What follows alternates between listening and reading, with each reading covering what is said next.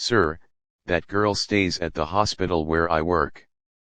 The night shift lights flickered softly down the hallway of St. Clair's City Hospital, a place where pain and hope lived side by side. It was nearly midnight when Arham, a 32-year-old janitor and single father, pushed his cleaning cart down the pediatric wing. He was tired not from work, but from life. His little daughter, Myra, had been asleep hours ago in the hospital's small staff lounge. She always stayed there when her father worked nights, curled up on a blanket, clutching her worn-out teddy. Her mother had left years ago, and since then, Arham's world had been reduced to shifts, bills, and Myra's smile. Scene 1, the girl in room 204. As Arham polished the glass doors, a faint humming caught his attention. It came from room 204, the oncology ward. He peeked inside and saw a young woman, maybe 25, sitting by the window, sketching. Her four dripped quietly beside her. Her nameplate read, "Patient, Alina Moore." She noticed him watching. "Hey," she said with a small smile, "you clean every night, don't you?" Arham nodded awkwardly. "Yeah, hospital doesn't sleep." Alina grinned faintly. "Neither do I." He wanted to move on, but something in her eyes stopped him, a mix of strength and loneliness that mirrored his own. Scene 2, Midnight Conversations. Night after night, Arham found himself pausing by room 204. Alina would be awake, sometimes reading, sometimes just staring at the moon. Their conversations began small. "Why are you always here?" she asked one night. Arham smiled sadly. "Because I can't afford to be anywhere else." She laughed softly. "That's honest." Over time, they talked about everything: music, childhood, dreams. She told him she had once studied art but had to stop when her heart condition worsened. He told her about Myra, and how she drew stars on paper whenever the power went out at home. One night, she said, "You have a beautiful heart, Arham. Maybe too tired, but still beautiful." He didn't reply. He just stood there, feeling something warm awaken inside him. Scene 3, the painting.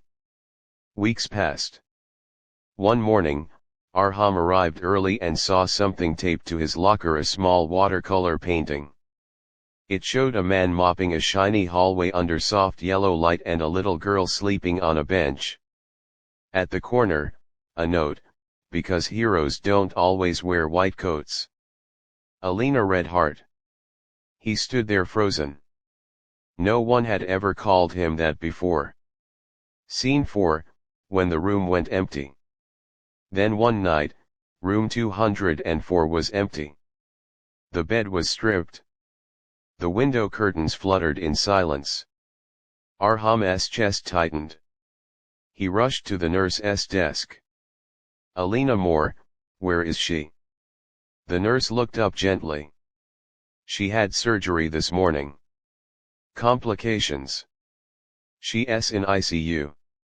For the first time, Arham felt powerless, like the floor had vanished beneath him.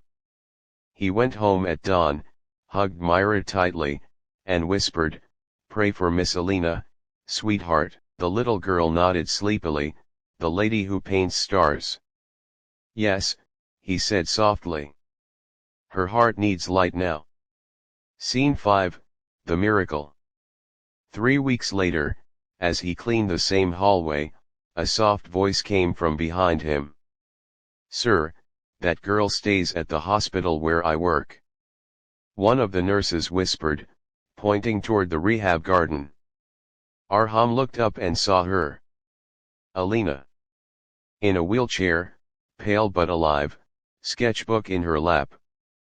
Their eyes met, and she smiled the same calm, bright smile he'd been waiting to see again.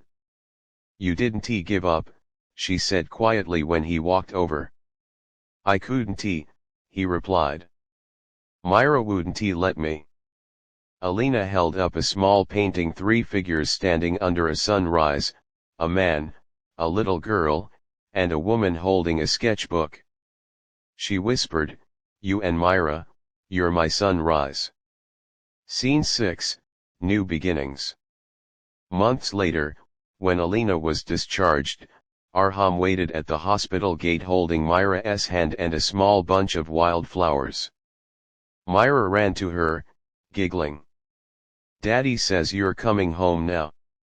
Alina laughed through tears, hugging her. Arham looked at them, two parts of his broken world slowly becoming whole. He smiled, his voice quiet but certain. "Yeah, she's coming home." Final scene.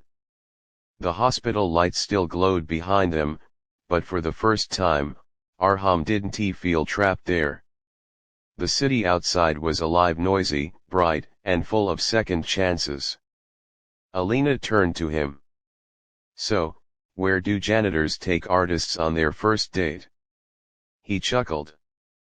"Probably somewhere with less cleaning and more stars." She smiled, slipping her hand into his. Together, they walked into the dawn, a single dad, a daughter, and a girl who stayed at the hospital, until love brought her home.